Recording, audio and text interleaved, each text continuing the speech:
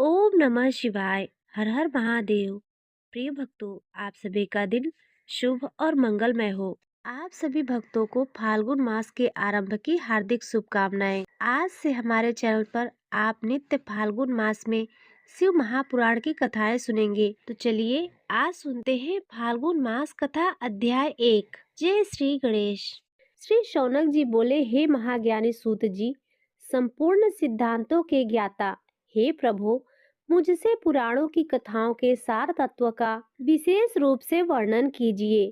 सदाचार, भगवत भक्ति और विवेक की वृद्धि कैसे होती है तथा साधु पुरुष किस प्रकार अपने काम, क्रोध आदि मानसिक विकारों का निवारण करते हैं। इस घोर कलयुग में जीव प्रायः आसुर स्वभाव के हो गए हैं। उस जीव समुदाय को शुद्ध दैवी संपत्ति से युक्त बनाने के लिए सर्वश्रेष्ठ उपाय क्या है? आप इस समय मुझे ऐसा कोई शाश्वत साधन बताइए जो कल्याणकारी वस्तुओं में भी सबसे उत्कृष्ट एवं परम मंगलकारी हो तथा पवित्र करने वाले उपायों में भी सर्वोत्तम पवित्र कारक उपाय हो। तात वह साधन ऐसा हो जिसके अनुष्ठान से शीघ्र ही अंतःकरण की विशेष शुद्धि हो जाए तथा उससे निर्मल चित्त वाले पुरुष को सदा के लिए शिव की प्राप्ति हो जाए। सूत जी बोले, मुनि श्रेष्ठ शौनक जी, आप धन्य हैं। आपके हृदय में पुराण कथा सुनने के प्रति विशेष प्रेम एवं लालसा है। इसीलिए मैं शुद्ध बुद्धि से विचार कर परम उत्तम शास्त्र का वर्णन करता हूँ।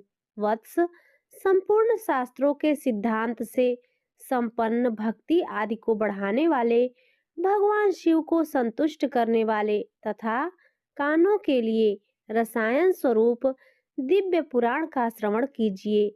यह उत्तम शिव महापुराण काल रूपी सर्प से प्राप्त होने वाले महान त्रास का विनाश करने वाला है।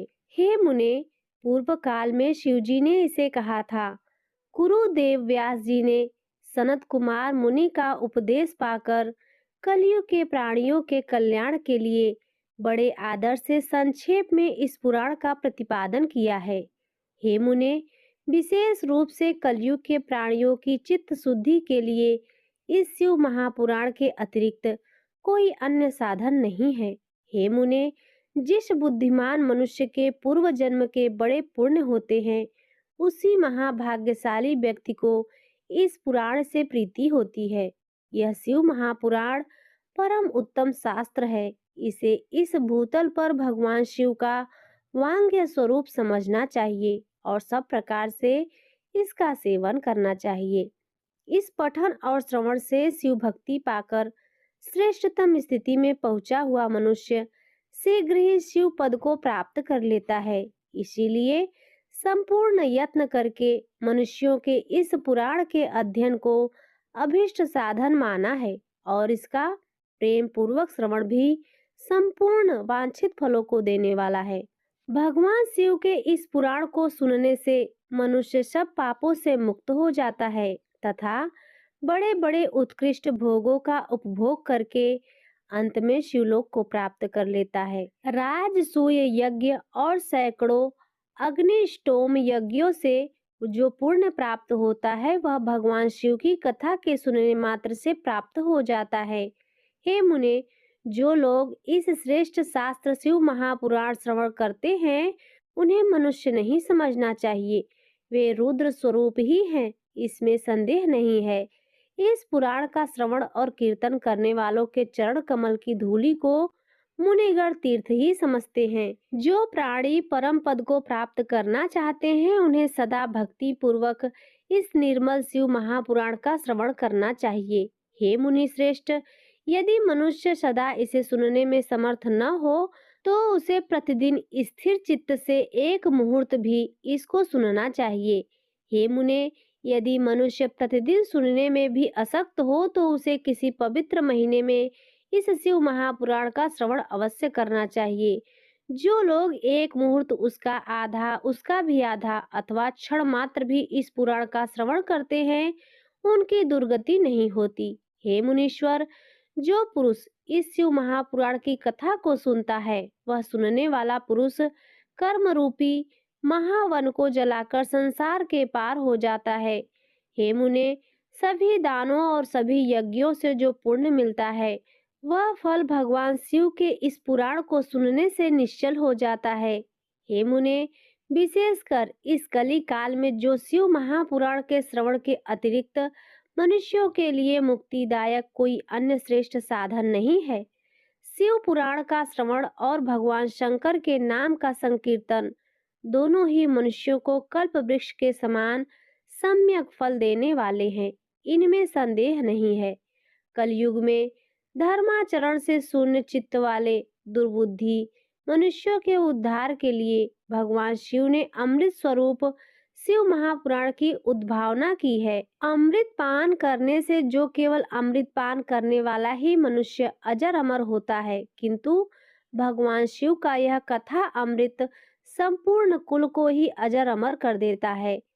शिव महापुराण की परम पवित्र कथा का विशेष रूप से सदा ही सेवन करना चाहिए।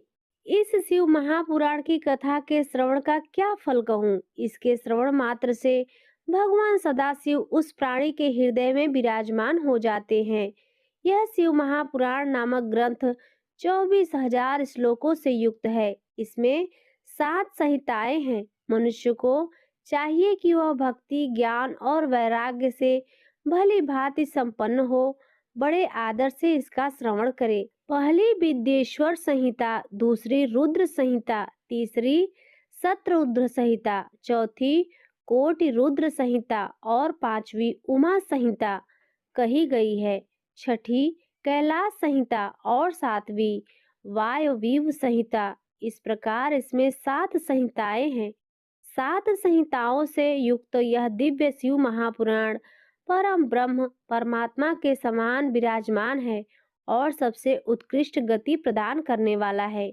जो मनुष्य 7 संहिताओं वाले इस शिव महापुराण को आदर पूर्वक पूरा पढ़ता है, वह जीवन मुक्त कहा जाता है। हे मुने, जब तक इस उत्तम शिव महापुराण को सुनने का सुअवसर नहीं प्राप्त होता, तब तक अज्ञानवश प्राणी इस संसार चक्र में भटकता रहता है। भ्रमित कर देने वाले अनेक शास्त्रों और पुराणों के श्रवण से क्या लाभ है, जबकि एक शिव महापुराण की मुक्ति प्रदान करने के लिए गर्जन कर रहा है। जिस घर में इस शिव महापुराण की कथा होती है, वह घर तीर्थ स्वरूप ही है और उसमें निवास करने वाले लोग पाप नष्ट कर देता है। हजारों अश्वमेघ यज्ञ और सैकड़ों वाजपेयी यज्ञ शिव महापुराण की 16वीं कला की भी बराबरी नहीं कर सकते। हे मुनि श्रेष्ठ, कोई अधम प्राणी जब तक भक्ति पूर्वक शिव महापुराण का श्रवण नहीं करता, तभी तक उसे पापी कहा जाता है। गंगा आदि पवित्र नदियां, मुक्तिदायिनी सप्तपुरियां तथा गया आदि तीर्थ इस शिव महापुराण की समता कभी नहीं कर सकते। जिसे परम गति की कामना हो, उसे नित्य शिव महापुराण के एक श्लोक अथवा आधे श्लोक का ही स्वयं भक्ति पूर्वक पाठ करना चाहिए। जो निरंतर अर्थानुसंधान पूर्वक इस शिव महापुराण को बाचता है अथवा नित्य प्रेम पूर्वक इसका पाठ मात्र करता है, वह पुण्यात्मा है, इसमें संशय नहीं है। जो उत्तम बुद्धि वाला पुरुष अंतकाल में भक्ति पूर्वक इस पुराण को सुनता है, उस पर अत्यंत प्रसन्न हुए भगवान महादेव उसे अपना परम पद धाम प्रदान करते हैं। जो प्रतिदिन आदर पूर्वक इस शिव महापुराण का पूजन करता है, वह इस संसार में संपूर्ण भोगों को भोग कर अंत में भगवान शिव के परम पद को प्राप्त कर लेता है। जो प्रतिदिन आलस्य रहित हो, रेशमी वस्त्र आदि के धन से इस शिव महापुराण का सत्कार करता है, वह सदा सुखी होता है। यह शिव पुराण निर्मल तथा सेवों का सर्वस्व है। इहलोक और परलोक में सुख चाहने वाले को आदर के साथ प्रयत्न पूर्वक इसका सेवन करना चाहिए। यह निर्मल एवं उत्तम शिव महापुराण धर्म, अर्थ, काम और मोक्ष रूप चारों पुरुषार्थों को देने वाला है। अतः सदा प्रेम पूर्वक इसका श्रवण एवं विशेष रूप से पाठ करना चाहिए। वेद, इतिहास तथा अन्य शास्त्रों में यह शिव महापुराण विशेष कल्याणकारी है। ऐसा मुमुक्ष जनों को समझना चाहिए। यह शिव महापुराण आत्म तत्व यज्ञों के लिए सदा सेवनीय है, सत्पुरुषों के लिए पूजनीय है, तीनों प्रकार के तापों का समन करने वाला है, सुख प्रदान करने वाला है तथा ब्रह्मा विष्णु महेश आदि देवताओं को प्राणों के समान प्रिय है। ऐसे शिव महापुराण को मैं प्रसन्न चित्त से सदा वंदन करता हूँ। भगवान शंकर मुझ पर प्रसन्न हो और अपने चरण कमलों की भक्ति मुझे प्रदान करें। सौनक जी बोले, हे महाभाग सूत जी, आप धन्य हैं, परमार्थ तत्व के ज्ञाता हैं। आपने कृपा करके हम लोगों को यह बड़ी अद्भुत एवं दिव्य कथा सुनाई है। हमने यह पाप नाशनी, मन को पवित्र करने वाली और भगवान शिव को प्रसन्न करने वाली अद्भुत कथा सुनी। भूतल पर इस कथा के समान कल्याण का सर्वश्रेष्ठ साधन दूसरा कोई नहीं है। यह बात हमने आज आपकी कृपा से निश्चय पूर्वक समझ ली है। हे सूत जी, कलयुग में इस कथा के द्वारा कौन कौन से पापी शुद्ध होते हैं, उन्हें कृपा पूर्वक बताइए और इस जगत को कृतार्थ कीजिए। सूत जी बोले, हे मुने, जो मनुष्य पापी, दुराचारी, खल तथा काम क्रोध आदि से निरंतर डूबे रहने वाले हैं, वे भी इस पुराण से अवश्य शुद्ध हो जाते हैं। यह कथा वास्तव में उत्तम ज्ञान यज्ञ है, जो सदा सांसारिक भोग और मोक्ष को देने वाला है, सभी पापों को नष्ट करने वाला है और भगवान शिव को प्रसन्न करने वाला है। जो अत्यंत लालची, सत्य विहीन, अपने माता पिता से द्वेष करने वाले, पाखंडी तथा हिंसक वृत्ति के हैं, वे भी इस ज्ञान यज्ञ से शुद्ध हो जाते हैं।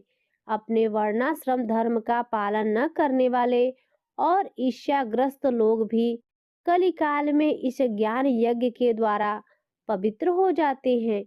जो लोग छल कपट करने वाले, क्रूर स्वभाव वाले और अत्यंत निर्दयी हैं, कलयुग में वे ही इस ज्ञान यज्ञ से शुद्ध हो जाते हैं। ब्राह्मण के धन से पालने वाले तथा निरंतर व्यभिचारण परायण जो लोग हैं, वे भी इस ज्ञान यज्ञ से इस कलिकाल में भी पवित्र हो जाते हैं। जो मनुष्य सदा पाप कर्मों में लिप्त रहते हैं, शठ हैं और अत्यंत दूषित विचार वाले हैं, वे कलयुग में भी इस ज्ञान यज्ञ से निर्मल हो जाते हैं। दुष्चरित्र, दुर्बुद्धि, उद्विग्न चित्त वाले और देवताओं के द्रव्य का उपभोग करने वाले पापी जन भी कलिकाल में भी इस ज्ञान यज्ञ से पवित्र हो जाते हैं।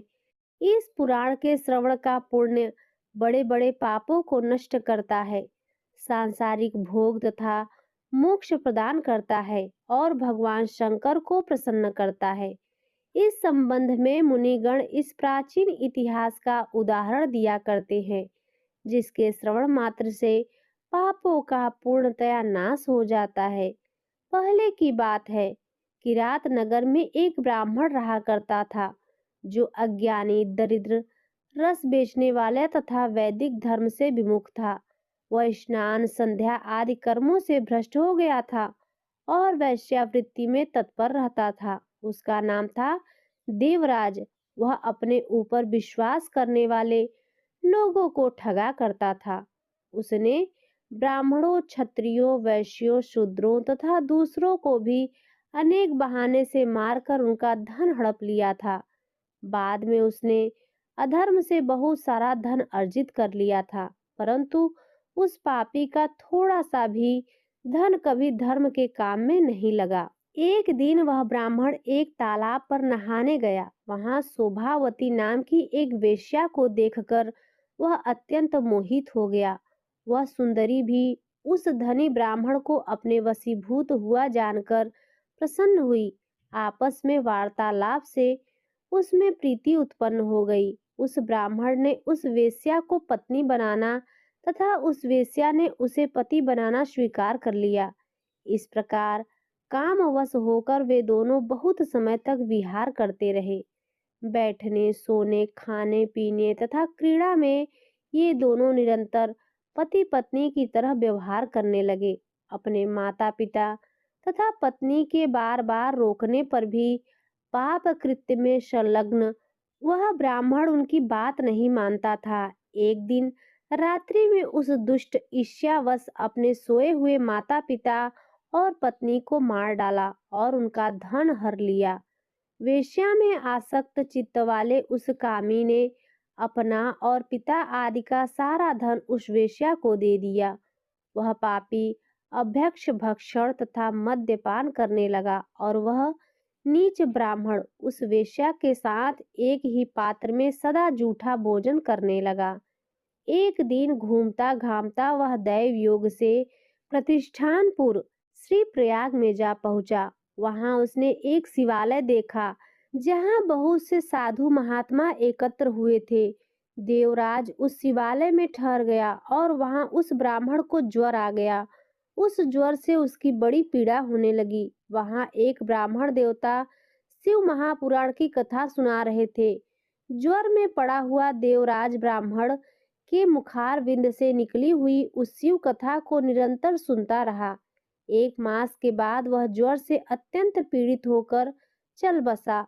यमराज के दूत आए और उसे पासों से बांधकर बलपूर्वक यमपुरी ले गए। इतने में ही शिवलोक भगवान शिव के पार्षद गण आ गए। उनके गौर गंग कर्पूर के समान उज्जवल थे, हाथ त्रिशूल से सुशोभित हो रहे थे।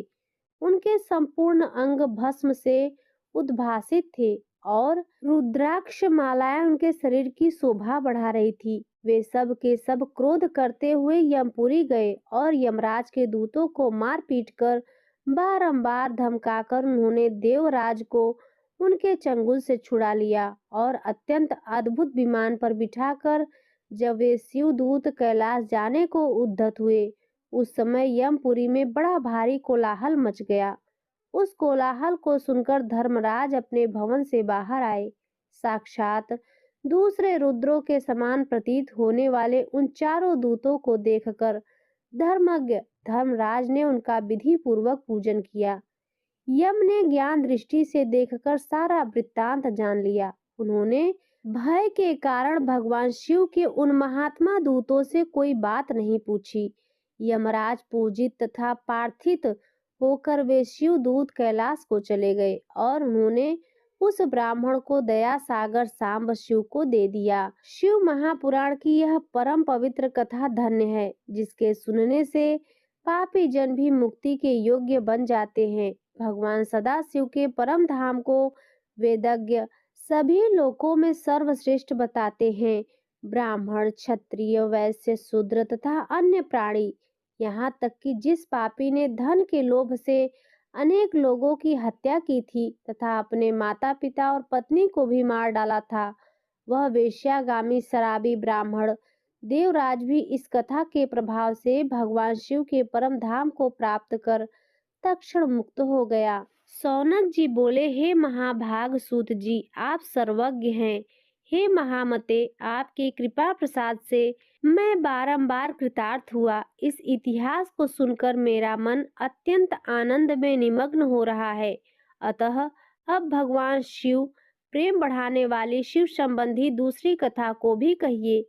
अमृत पीने वालों को लोक में कहीं मुक्ति नहीं प्राप्त होती, किंतु भगवान शंकर के कथा अमृतपान को प्रत्यक्ष ही मुक्ति देने वाला है। सदाशिव की जिस कथा के सुनने मात्र से मनुष्य शिवलोक को प्राप्त कर लेता है, वह कथा धन्य है। धन्य है और कथा का श्रवण करने वाले आप भी धन्य हैं और धन्य हैं।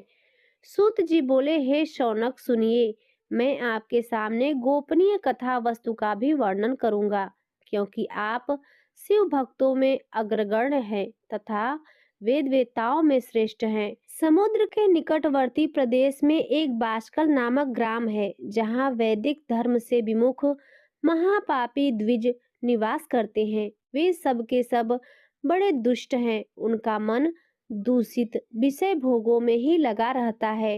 वे न देवताओं पर विश्वास करते हैं न भाग्य पर। वे सभी कुटिल वृत्ति वाले हैं, किसानी करते हैं और भांति भांति के घातक अस्त्र शस्त्र रखते हैं। वे पर स्त्री गमन करने वाले और खल हैं। ज्ञान, वैराग्य तथा सधर्म को भी बिल्कुल नहीं जानते। वे सभी पशु बुद्धि वाले हैं, सदा दूषित बातों को सुनने में संलग्न रहते हैं।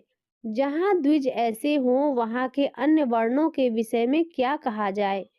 अन्य वर्णों के लोग भी उन्हीं की भांति कुत्सित विचार रखने वाले, स्वधर्म विमुख एवं खल हैं। वे सदा कुकर्म में लगे रहते हैं और नित्य विषय भोगों में ही डूबे रहते हैं। वहाँ की सब स्त्रियां भी कुटिल स्वभाव की, स्वेच्छाचारिणी, पापाषढ़, कुत्सित विचार वाली और व्यभिचारिणी हैं। वे सद्व्यवहार तथा सदाचार से सर्वथा शून्य है। कुजनों के निवास स्थान उस बास्कल नामक ग्राम में किसी समय एक बिंदुक नामधारी ब्राह्मण रहता था। वह बड़ा अधम था। वह दुरात्मा और महापापी था। यद्यपि उसकी स्त्री बड़ी सुंदर थी, तो भी वह कुमार्ग पर ही चलता था। काम वासना से कलुषित चित्त वह वेश्यागामी था। उसकी पत्नी का नाम चंचुला था। वह सदा उत्तम धर्म के पालन में लगी रहती थी, तो भी उसे वह छोड़कर दुष्ट ब्राह्मण कामासक्त होकर वेश्यागामी हो गया था।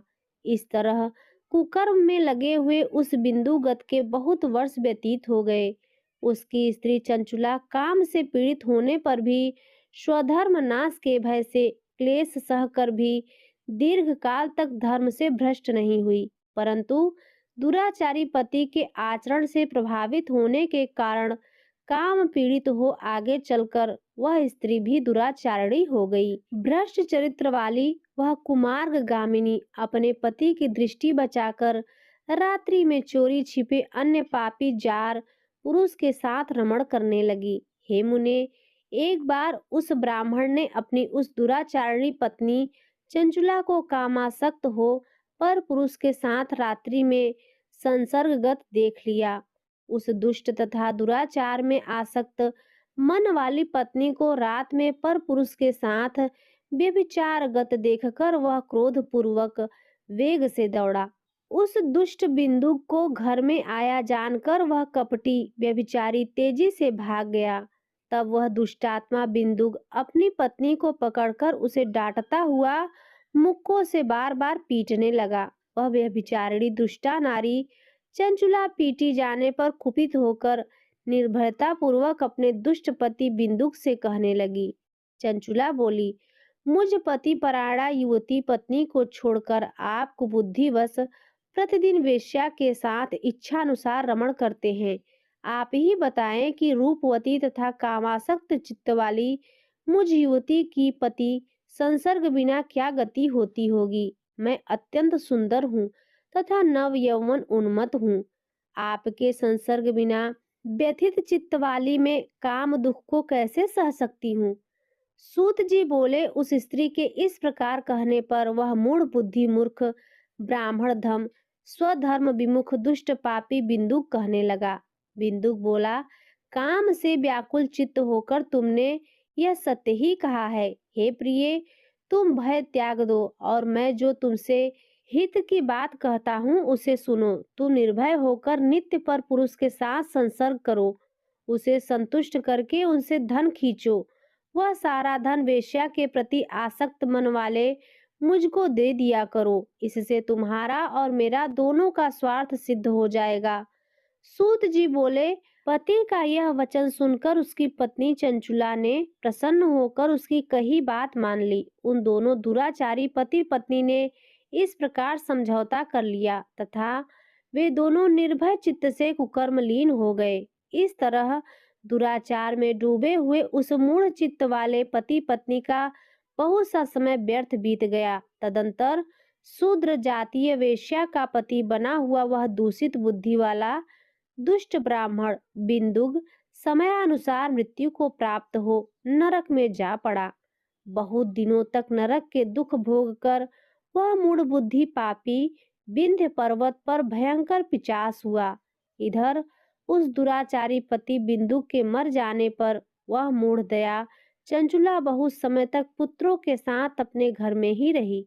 इस प्रकार प्रेम पूर्वक कामासक्त होकर जारों के साथ विहार करती हुई उस चंचुला नामक स्त्री का कुछ कुछ यौवन समय के साथ ढलने लगा। एक दिन दैव योग से किसी पुण्य पर्व के आने पर वह स्त्री भाई बंधुओं के साथ गोकर्ण क्षेत्र में गई। तीर्थ यात्रियों के संग से उसने भी उस समय जाकर किसी तीर्थ के जल में स्नान किया। फिर वह साधारणतया मेला देखने की दृष्टि से बंधुजनों के साथ यत्र तत्र घूमने लगी। घूमती घामती किसी देव मंदिर में उसने एक दैवज्ञ ब्राह्मण के मुख से भगवान शिव की परम पवित्र एवं मंगलकारी उत्तम पौराणिक कथा सुनी। कथावाचक ब्राह्मण कह रहे थे कि जो स्त्रियां पर पुरुषों के साथ व्यभिचार करती हैं, वे मरने के बाद जब यमलोक में जाती हैं, तब यमराज के दूत उनकी योनि में तपे हुए लोहे का परिघ डालते हैं। पौराणिक ब्राह्मण के मुख से यह वैराग्य बढ़ाने वाली कथा सुनकर चंचुला भय से व्याकुल हो वहां कांपने लगी।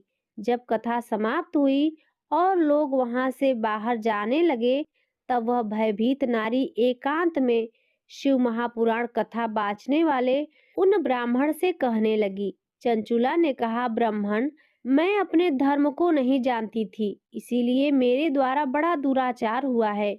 मैं स्वामी, इसे सुनकर मेरे ऊपर अनुपम कृपा कर मेरा उद्धार कीजिए। हे प्रभु, मैंने मूढ़ बुद्धि के कारण घोर पाप किया है। मैंने कामांध होकर अपनी संपूर्ण युवावस्था व्यभिचार में बिताई है। आज वैराग्य रस से ओतप्रोत आपके इस प्रवचन को सुनकर मुझे बड़ा भय लग रहा है। मैं कांप उठी हूँ और मुझे इस संसार से वैराग्य हो गया है। मुझ बूढ़ चित्त वाली पापिनी को धिक्कार है। मैं सर्वथा निंदा के योग्य हूँ। मैं कुत्सित विषयों में फंसी हुई हूँ और अपने धर्म से विमुख हो गई हूँ। थोड़े से सुख के लिए अपने हित का नाश करने वाले तथा भयंकर कष्ट देने वाले घोर पाप मैंने अनजाने में ही कर डाले। हाय, न जाने किस किस घोर कष्टदायक दुर्गति में मुझे पड़ना पड़ेगा और वहां कौन बुद्धिमान पुरुष कुमार्ग में मन लगाने वाली मुझ पापिनी का साथ देगा। मृत्यु काल में उन भयंकर यमदूतों को मैं कैसे देखूंगी, जब वे बलपूर्वक मेरे गले में फंदे डालकर मुझे बाचेंगे, तब मैं कैसे धीरज धारण कर सकूंगी। नरक में जब मेरे शरीर के टुकड़े टुकड़े किए जाएंगे, उस समय विशेष दुख देने वाली उस महायातना को मैं वहां कैसे सहूंगी। दुख और शोक से ग्रस्त होकर मैं दिन में सहज इंद्रिय व्यापार और रात्रि में नींद कैसे प्राप्त कर सकूंगी। हाय, मैं मारी गई, मैं जल गई, मेरा हृदय विदीर्ण हो गया और मैं सब प्रकार से नष्ट हो गई, क्योंकि मैं हर तरह से पाप में ही डूबी रही हूँ। हाय विधाता, मुझ पापिनी को अपने हठात ऐसी दुर्बुद्धि क्यों दी, जो सभी प्रकार के सुख देने वाले स्वधर्म से दूर कर देती है। हे द्विज, शूल से विधा हुआ व्यक्ति ऊंचे पर्वत शिखर से गिरने पर जैसा घोर कष्ट पाता है, उससे भी करोड़ गुना कष्ट मुझे है। सैकड़ों अश्वमेघ यज्ञ करके अथवा सैकड़ों वर्षों तक गंगा स्नान करने पर भी मेरे घोर पापों की शुद्धि संभव नहीं दिखती। मैं क्या करूं, कहाँ जाऊं और किसका आश्रय लूं?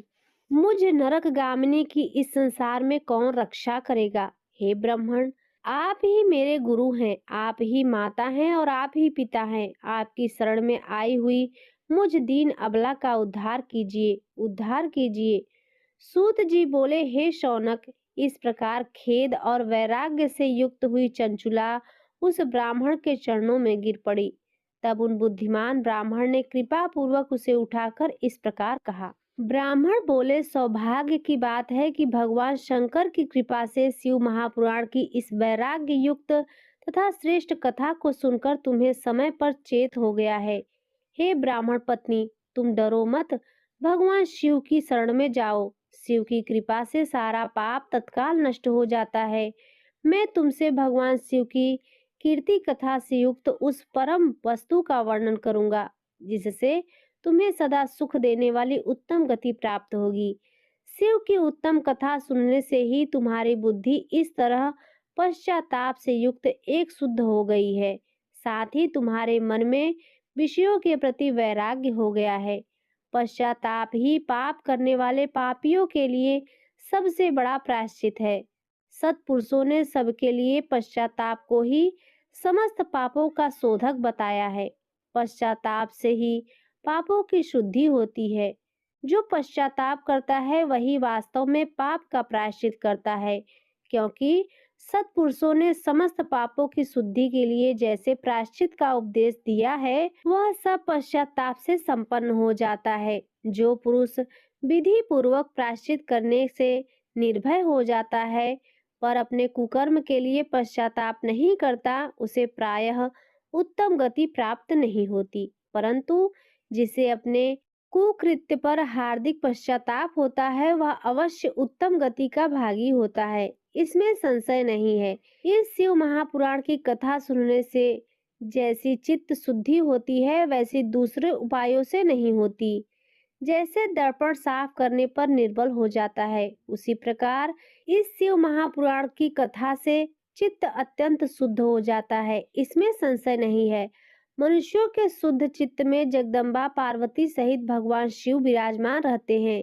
इससे वह विशुद्ध आत्मा पुरुष श्री शाम्ब सदा शिव के परम पद को प्राप्त होता है। इस प्रकार यह कथा रूपी साधन सभी प्राणियों के लिए उपकारी है और इसी कारण महादेव जी ने इसको आग्रह पूर्वक प्रकट किया है। इस कथा से भगवान उमापति का ध्यान सिद्ध हो जाता है। उस ध्यान से परम ज्ञान और उससे मोक्ष की प्राप्ति निश्चय ही होती है। भगवान शंकर के ध्यान में मान हुए बिना भी यदि कोई इस कथा को मात्र सुनता है, वह दूसरे जन्म में भगवान के ध्यान को सिद्ध कर परम पद को प्राप्त कर लेता है। इस कथा के श्रवण से भगवान शंकर के ध्यान को प्राप्त कर पश्चाताप करने वाले पापी पुरुष सिद्धि को प्राप्त हो गए हैं। इस उत्तम कथा का श्रवण समस्त मनुष्यों के लिए कल्याण का बीज है। अतः यथोचित शास्त्रोक्त मार्ग से इसकी आराधना अथवा सेवा करनी चाहिए। यह कथा श्रवण भवबंधी रूपी रोग का नाश करने वाला है। भगवान शिव की कथा को सुनकर फिर अपने हृदय में उसका मनन एवं निधि ध्यासन करने से पूर्णतया चित्त शुद्धि हो जाती है। चित्त शुद्धि होने से महेश्वर की भक्ति अपने दोनों पुत्रों ज्ञान और वैराग्य के साथ निश्चय ही प्रकट होती है। तत्पश्चात महेश्वर के अनुग्रह से दिव्य मुक्ति प्राप्त होती है, इसमें संशय नहीं है। जो शिव भक्ति से वंचित है, उसे पशु समझना, क्योंकि उसका चित्त माया के बंधन में आसक्त है। वह निश्चय ही संसार बंधन से मुक्त नहीं हो पाता। हे ब्राह्मण पत्नी, इसीलिए तुम विषयों से मन को हटा लो और भक्ति भाव से भगवान शंकर की इस परम पावन कथा को सुनो। परमात्मा शंकर की इस कथा को सुनने से तुम्हारे चित्त की शुद्धि होती है और उससे तुम्हें मोक्ष की प्राप्ति हो जाएगी। निर्मल चित्त से भगवान शिव के चरण बिंदों का यह चिंतन करने वाली एक ही जन्म में मुक्ति हो जाती है। यह मैं तुमसे सत्य सत्य कहता हूँ।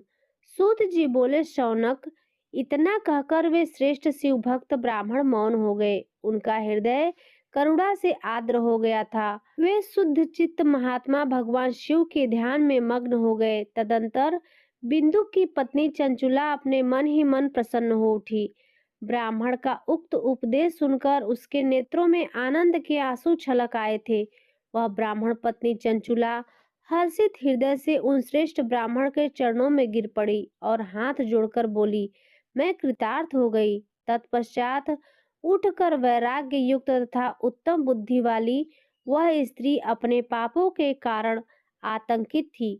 उन महान शिव भक्त ब्राह्मण से हाथ जोड़कर गदगद वाणी में कहने लगी। चंचुला बोली, हे ब्राह्मण, हे शिव भक्तों में श्रेष्ठ, हे स्वामीन, आप धन्य हैं, परमार्थदर्शी हैं और सदा परोपकार में लगे रहते हैं। इसीलिए आप श्रेष्ठ साधु पुरुषों में प्रशंसा के योग्य हैं। हे साधो, मैं नरक के समुद्र में गिर रही हूँ, आप मेरा उद्धार कीजिए, उद्धार कीजिए। पौराणिक अर्थ तत्व से संपन्न जिस सुंदर शिव महापुराण की कथा को सुनकर मेरे मन में संपूर्ण विषय वैराग्य उत्पन्न हो गया है, उसी इस शिव महापुराण को सुनने के लिए इस समय मेरे मन में बड़ी श्रद्धा हो रही है। सूत जी बोले, ऐसा कहकर हाथ जोड़कर उनका अनुग्रह पाकर चंचुला उस शिव महापुराण की कथा को सुनने की इच्छा मन में लिए उस ब्राह्मण देवता की सेवा में तत्पर हो वहां रहने लगी। तदंतर शिव भक्तों में श्रेष्ठ और शुद्ध बुद्धि वाले उन ब्राह्मण देवता ने उसी स्थान पर उस स्त्री को शिव महापुराण की उत्तम कथा सुनाई।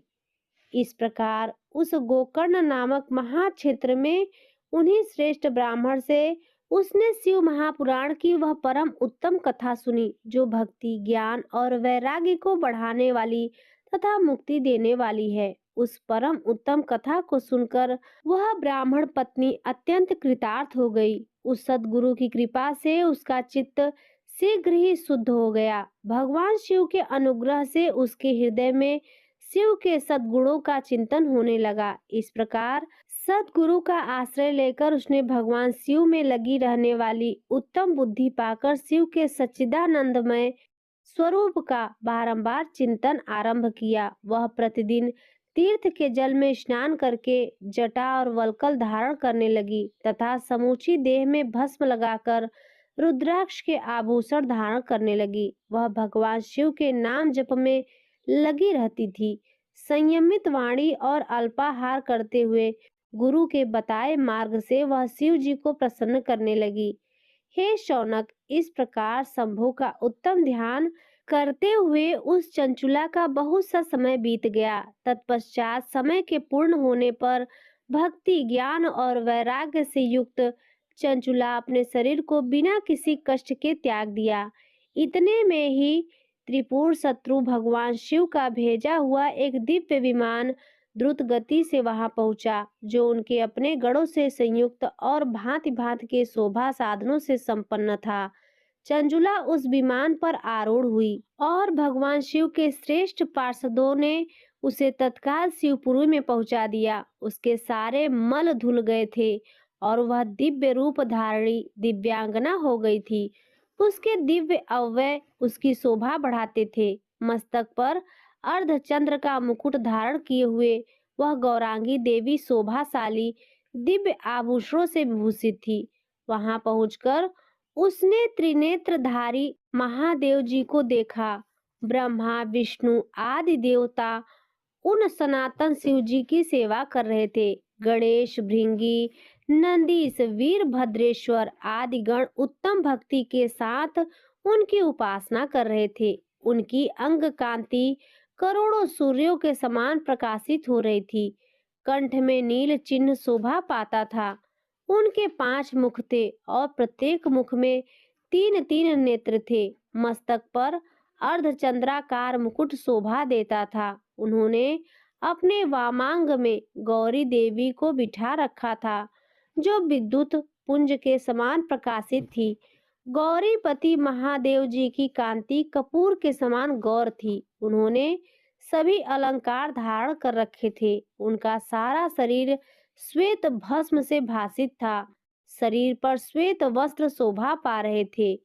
वे अत्यंत उज्जवल वर्ण के थे। इस प्रकार परम उज्जवल भगवान शंकर का दर्शन करके वह ब्राह्मण पत्नी चंचुला बहुत प्रसन्न हुई। अत्यंत प्रीति युक्त होकर उसने बड़ी उतावली के साथ भगवान को बारंबार प्रणाम किया। फिर हाथ जोड़कर वह बड़े प्रेम से, आनंद और संतोष से युक्त हो विनीत भाव से खड़ी हो गई। उसके नेत्रों से आनंद क्रुओं की अविरल धारा बहने लगी तथा संपूर्ण शरीर में रोमांच हो गया। उस समय भगवती पार्वती और भगवान शंकर ने उसे बड़ी करुणा के साथ अपने पास बुलाया और सौम्य दृष्टि से उसकी ओर देखा। पार्वती जी ने तो दिव्य रूप धारिणी बिंदुक प्रिया चंचुला को प्रेम पूर्वक अपनी सखी बना लिया। वह उस परमानंद घन ज्योति स्वरूप सनातन धाम में अविचल निवास पाकर दिव्य शौक से संपन्न हो अच्छे सुख का अनुभव करने लगी। सौनक जी बोले, हे महाभाग सूत जी, आप धन्य हैं। आपकी बुद्धि भगवान शिव में लगी हुई है। आपने कृपा पूर्वक यह शिव भक्ति को बढ़ाने वाली अद्भुत कथा हमें सुनाई है। हे महामते, सद्गति प्राप्त करने के बाद वह जाकर चंचुला ने क्या किया और उसके पति का क्या हुआ, यह सब वृत्तांत विस्तार से हमें बताइए। सूत जी बोले, हे शौनक, एक दिन परमानंद में निमग्न हुई चंचुला ने उमा देवी के पास जाकर प्रणाम किया और दोनों हाथ जोड़कर वह उनकी स्तुति करने लगी। चंचुला बोली, हे गिरिराज नंदिनी, हे स्कंद माता, मनुष्यों में सदा आपकी सेवा की है। समस्त सुखों को देने वाली हे शंभु प्रिय, हे ब्रह्म स्वरूपिणी, आप विष्णु और ब्रह्मा आदि देवताओं द्वारा सेव्य हैं। आप ही सगुणा और निगुणा भी हैं तथा आप ही सूक्ष्मा सच्चिदानंद स्वरूपिणी आधा प्रकृति हैं। आप ही संसार की सृष्टि, पालन और संहार करने वाली हैं। तीनों गुणों का आश्रय भी आप ही हैं। ब्रह्मा, विष्णु और महेश्वर, इन तीनों देवताओं का आवास स्थान तथा उनकी उत्तम प्रतिष्ठा करने वाली पराशक्ति आप ही हैं। सूत जी बोले, हे शौनक, जिसे सद्गति प्राप्त हो चुकी है वह चंचुला इस प्रकार महेश्वर पत्नी उमा की स्तुति करके सिर झुकाए चुप हो गई। उसके नेत्रों में प्रेम के आंसू उमड़ आए थे। तब करुणा से भरी हुई शंकर प्रिया भक्त वत्सला पार्वती देवी चंचुला को संबोधित करके बड़े प्रेम से इस प्रकार कहने लगी। पार्वती बोली, हे सखी चंचुले, हे सुंदरी, मैं तुम्हारी की हुई इस स्तुति से बहुत प्रसन्न हूँ। बोलो, क्या वर मांगती हो? तुम्हारे लिए मुझे कुछ भी अदेय नहीं है। सूत जी बोले, पार्वती के इस प्रकार कहने पर चंचुला उन्हें प्रणाम करके दोनों हाथ जोड़कर नतमस्तक हो प्रेम पूर्वक कहने लगी। चंचुला बोली, हे निष्पाप गिरिराज कुमारी, मेरे पति बिंदुग इस समय कहाँ हैं? उनकी कैसी गति हुई है यह मैं नहीं जानती। कल्याणमयी दीन वत्सले, मैं अपने उस पति देव से जिस प्रकार संयुक्त हो सकूं, कृपा करके वैसा ही उपाय कीजिए। हे महेश्वरी, हे महादेवी, मेरे पति एक शूद्र जातीय वेश्या के प्रति आसक्त थे और पाप में ही डूबे रहते थे। उनकी मृत्यु मुझसे पहले ही हो गई थी। वे न जाने किस गति को प्राप्त हुए हैं। सूत जी बोले, चंचुला का यह वचन सुनकर नीति वत्सला हिमालय पुत्री देवी पार्वती ने अत्यंत प्रेम पूर्वक यह उत्तर दिया। गिरिजा बोली, हे सुते, तुम्हारा बिंदुक नाम वाला पति बड़ा पापी था। उसका अंतःकरण बड़ा ही दूषित था। वेश्या का उपभोग करने वाला वह महामूढ़ मरने के बाद नरक में पड़ा। अगणित वर्षों तक नरक में नाना प्रकार के दुख भोग कर वह पापात्मा अपने शेष पाप को भोगने के लिए विंध्य पर्वत पर पिशाच हुआ है। इस समय वह पिशाच की अवस्था में ही है और नाना प्रकार के क्लेश उठा रहा है। वह दुष्ट वही वायु पीकर रहता है और सदा सब प्रकार के कष्ट सहता है। सूत जी बोले, हे शौनक, गौरी देवी की यह बात सुनकर उत्तम व्रत का पालन करने वाली वह चंचुला उस समय पति के महान दुख से दुखी हो गई। फिर मन को स्थिर करके उस ब्राह्मण पत्नी ने व्यथित हृदय से महेश्वरी को प्रणाम करके पुनः पूछा। चंचुला बोली, हे महेश्वरी, हे महादेवी, मुझ पर कृपा कीजिए और दूषित कर्म करने वाले मेरे उस दुष्ट पति का अब उद्धार कर दीजिए। हे देवी, कुत्सित बुद्धि वाले मेरे उस पापात्मा पति को किस उपाय से उत्तम गति प्राप्त हो सकती है, यह शीघ्र बताइए। आपको नमस्कार है। सूत जी बोले, उसकी यह बात सुनकर भक्त वत्सला पार्वती जी ने अपनी सखी चंचुला से प्रसन्न होकर ऐसा कहने लगी। पार्वती जी बोली, तुम्हारा पति यदि शिव महापुराण की पुण्यमयी उत्तम कथा सुने तो सारी दुर्गति को प्राप्त करके वह उत्तम गति का भागी हो सकता है। अमृत के समान मधुर अक्षरों में युक्त गौरी देवी का यह वचन आदर पूर्वक सुनकर चंचुला ने हाथ जोड़कर मस्तक झुकाकर उन्हें बारंबार प्रणाम किया और अपने पति के समस्त पापों की शुद्धि तथा उत्तम गति की प्राप्ति के लिए पार्वती देवी से यह प्रार्थना की कि मेरे पति को शिव महापुराण सुनाने की व्यवस्था होनी चाहिए। सूत जी बोले, उस ब्राह्मण पत्नी के बारंबार प्रार्थना करने पर शिवप्रिया गौरी देवी को बड़ी दया आई। उन भक्त वत्सला महेश्वरी गिरिराज कुमारी ने भगवान शिव की उत्तम कीर्ति का गान करने वाले गंधर्वराज तुतुम्बरु को बुलाकर उनसे प्रसन्नता पूर्वक इस प्रकार कहा। गिरिजा बोली, मेरे मन की बातों को जानकर मेरे अभिष्ट कार्यों को सिद्ध करने वाले तथा शिव में प्रीति रखने वाले हे तुम्बरो, मैं तुमसे एक बात कहती हूँ, तुम्हारा कल्याण हो। तुम मेरी इस सखी के साथ शीघ्र ही विंध्य पर्वत पर जाओ। वहाँ एक महाघोर और भयंकर पिशाच रहता है। उसका वृत्तांत तुम आरंभ से लेकर सुनो। मैं तुमसे प्रसन्नता पूर्वक सब कुछ बताती हूँ। पूर्व जन्म में वह पिशाच बिंदुक नाम का ब्राह्मण था। वह मेरी इस सखी चंचुला का पति था, परंतु वह दुष्ट वेश्यागामी हो गया। स्नान संध्या आदि नित्य कर्म छोड़कर वह अपवित्र रहने लगा। क्रोध के कारण उसकी बुद्धि पर मूढ़ता छा गई। वह कर्तव्यकर्ता का विवेक नहीं कर पाता था। अभक्षण भक्षण, सज्जनों का द्वेष और दूषित वस्तुओं का दान लेना, यही उसका स्वाभाविक कर्म बन गया था। वह अस्त्र शस्त्र लेकर हिंसा करता, बाएं हाथ से खाता, दीनों को सताता और क्रूरता पूर्वक पराये घरों को आग लगा देता था। वह चांडालों से प्रेम करता और प्रतिदिन वेश्या के संपर्क में रहता था। वह बड़ा दुष्ट था। उस पापी ने अपनी पत्नी का परित्याग कर दिया था और वह दुष्टों के संग में निरत रहता था। उसने वेश्याओं के कुसंग से अपने सारे पुण्य नष्ट कर लिए और धन के लोभ से अपनी पत्नी को निर्भय करके व्यभिचारिणी बना डाला। वह मृत्यु पर्यंत दुराचार में ही फंसा रहा। फिर समय आने पर उसकी मृत्यु हो गई। वह पापियों के भोग स्थान घोर यमपुर में गया और वहां बहुत से नरकों को भोगकर वह दुष्टात्मा इस समय विंध्य पर्वत पर पिशाच बना हुआ है और वहीं पर वह दुष्ट पिशाच अपने पापों का फल भोग रहा है। तुम उसके आगे यत्न पूर्वक शिव महापुराण की उस दिव्य कथा का प्रवचन करो, जो परम पुण्यमयी तथा समस्त पापों का नाश करने वाली है। उत्तम शिव महापुराण की कथा के श्रवण से उसका हृदय शीघ्र ही समस्त पापों से शुद्ध हो जाएगा और वह प्रेत योनि से परित्याग कर देगा। दुर्गति से मुक्त होने पर उस बिंदुक नामक पिशाच को मेरी आज्ञा से विमान पर बिठाकर तुम भगवान शिव के समीप ले आओ। सूत जी बोले, हे शौनक, महेश्वरी उमा के इस प्रकार आदेश देने पर गंधर्वराज तुतुम्बरु मन ही मन बड़े प्रसन्न हुए और उन्होंने अपने भाग्य की सराहना की।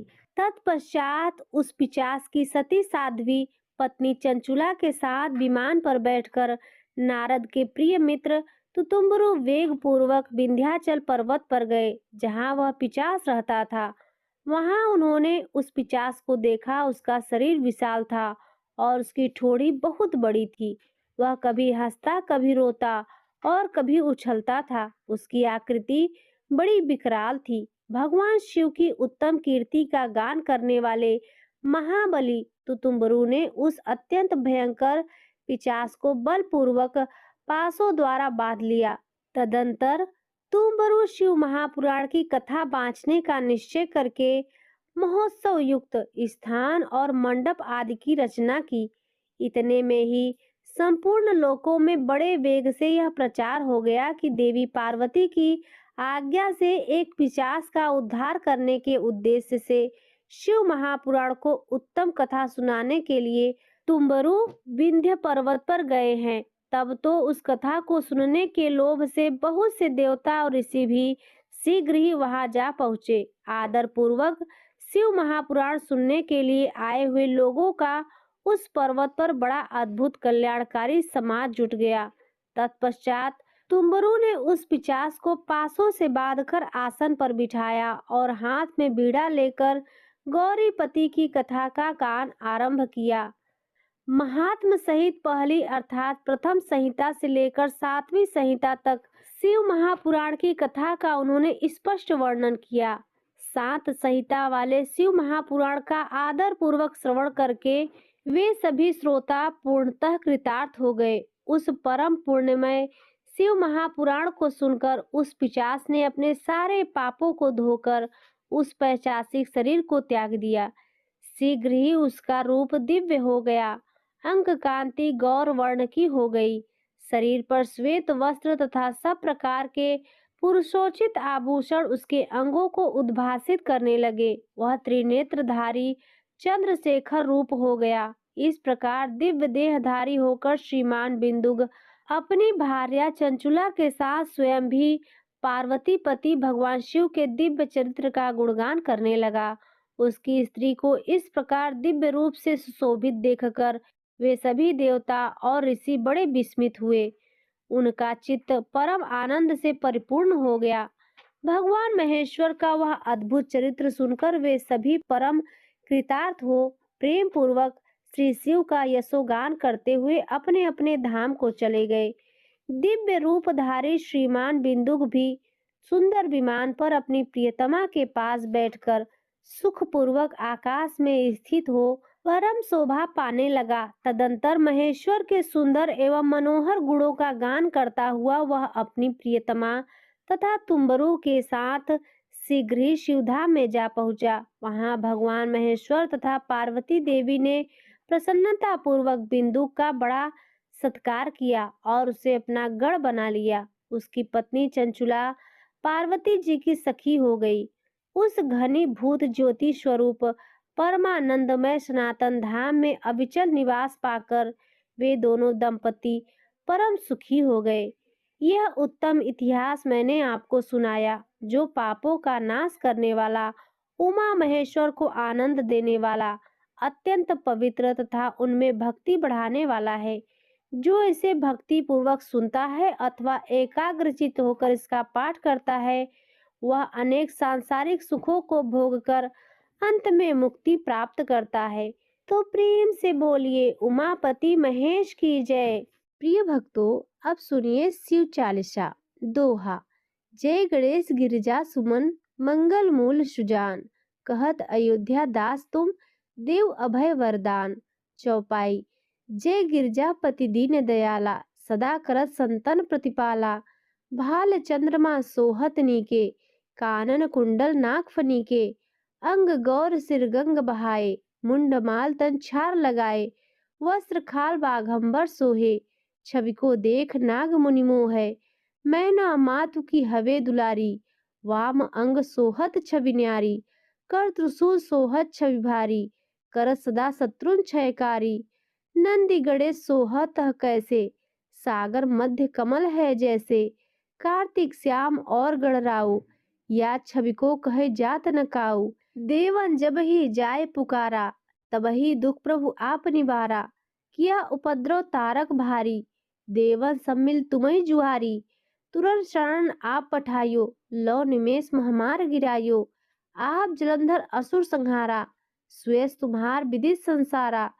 त्रिपुरा असुर सरिंधु मचाई, सबही कृपा कल्लीन बचाई। किया तपहि भागीरथ भारी, पुर प्रतिज्ञा तासु पुरारी। दानिन मह तुम समकोउ नाही, सेवा की स्तुति करत सदाही। वेद नाम महिमा तव गाई, अकथ अनादि भेद नहीं पाई। प्रगट उदधि मंथन में ज्वाला, जरत सुरासुर भय बिहाला। कीन्ह दया तह करी सहाई, नीलकंठ तब नाम कहाई। पूजा रामचंद्र जब कीन्हा, जीत के लंक विभीषण दीन्हा। सहस कमल में हो रहे धारी, कीन्ह परीक्षा तबहि पुरारी। एक कमल प्रभु राख्यो जोई, कमल नयन पूजा चह सोई। कठिन भक्ति देख प्रभु शंकर, भय प्रसन्न दिए इच्छित वर। जय जय जय अनंत अविनाशी, करत कृपा सबके घटवासी। दुष्ट सकल नित मोहि सतावे, भ्रमत रहो मोहि चैन न आवे। त्राहि त्राहि महि नाथ पुकारो, यही अवसर मोहि आन उबारो। ले त्रिशूल शत्रुन को मारो, संकट से मोहि आन उबारो। मातु पिता भ्राता सब होई, संकट में पूछत नहीं कोई। स्वामी एक है आस तुम्हारी, आए हरौ मम संकट भारी। धन निर्धन को देत सदाही, जो कोई जाचे सो फल पाही। स्तुति के विधि करो तुम्हारी, क्षमहु नाथ अब चूक हमारी। शंकर हो संकट के नाशन, मंगल कारण विघ्न विनाशन। योगी यति मुनि ध्यान लगावे, नारद सारद शीस नवावे, नमो नमो जय नमो शिवाय। सुर ब्रह्मादिक पार न पाए, जो यह पाठ करे मन लाई। ता पर होत है शंभु सहाय, ऋणिया जो कोई हो अधिकारी। पाठ करे सो पावन हारी, पुत्रहीन इच्छा कर जोई। निश्चय शिव प्रसाद ते ही होई, पंडित त्रयोदशी को लावे। ध्यान पूर्वक होम करावे, त्रयोदशी व्रत करे हमेशा। ताके तन नहीं रहे कलेशा, धूप दीप नैवेद्य चढ़ावे। शंकर सम्मुख पाठ सुनावे, जन्म जन्म के पाप नसावे। अंत धाम शिवपुर में पावे, कहे अयोध्या दास आस तुम्हारी। जान सकल दुख हरहु हमारी। दोहा, नित्य नेम कर प्रातः ही, पाठ करो चालीसा। तुम मेरी मनोकामना पूर्ण करो जगदीश। मगसर छठ हेमंत ऋतु, संवत 64 आन। अस्तुति चालीसा शिवहि पूर्ण कीन कल्याण। इति श्री शिव चालीसा संपूर्ण। प्रिय भक्तों, अब आइए सुनते हैं भगवान भोलेनाथ की आरती। ओम जय शिव ओमकारा, प्रभु जय शिव ओमकारा। ब्रह्मा विष्णु सदा शिव, ब्रह्मा विष्णु सदा शिव। अर्धांगी धारा, ओम जय शिव ओमकारा। एकानन चतुरानन, पंचानन राजे। प्रभु पंचानन राजे, हंसानन गरुड़ासन, हंसानन गरुड़ासन। वृषवाहन साजे, ओम जय शिव ओमकारा। दो भुज चार चतुर्भुज, 10 भुज अति शोहे। प्रभु 10 भुज अति शोहे, तीनों रूप निरखता, तीनों रूप निरखता। त्रिभुवन जन मोहे, ओम जय शिव ओमकारा। अक्षमाला वनमाला, रुंडमाला धारी। चंदन मृग मद चंदा, चंदन मृग मद चंदा। शोहे भाले शशिधारी, ओम जय शिव ओमकारा। श्वेतांबर पीतांबर, बाघांबर अंगे। प्रभु बाघांबर अंगे, शनकादिक गरुड़ादिक, शनकादिक गरुड़ादिक। भूतादिक संगे, ओम जय शिव ओमकारा। करके माध्य कमंडलु, चक्र त्रिशूल धरता। जग करता जग भरता, जग करता जग भरता। जग संहार करता, ओम जय शिव ओमकारा। ब्रह्मा विष्णु सदा शिव, जानत अविवेका। प्रणवांछर के मादे, प्रणवांछर के मादे। ये तीनों एका, ओम जय शिव ओमकारा। काशी में विश्वनाथ विराजत, नंदी ब्रह्मचारी। नित उठी भोग लगावत, नित उठी भोग लगावत। महिमा अति भारी, ओम जय शिव ओमकारा। त्रिगुण स्वामी जी की आरती, जो कोई नर गावे। प्रभु जो कोई नर गावे। कहत शिवानंद स्वामी, कहत हरि हर स्वामी। मन वांछित फल पावे, ओम जय शिव ओमकारा। ओम जय शिव ओमकारा। प्रभु जय शिव ओमकारा। ब्रह्मा विष्णु सदा शिव। ब्रह्मा विष्णु सदा शिव। अर्धांगी धारा। ओम जय शिव ओमकारा। तो प्रेम से बोलिए गौरी शंकर भगवान की जय।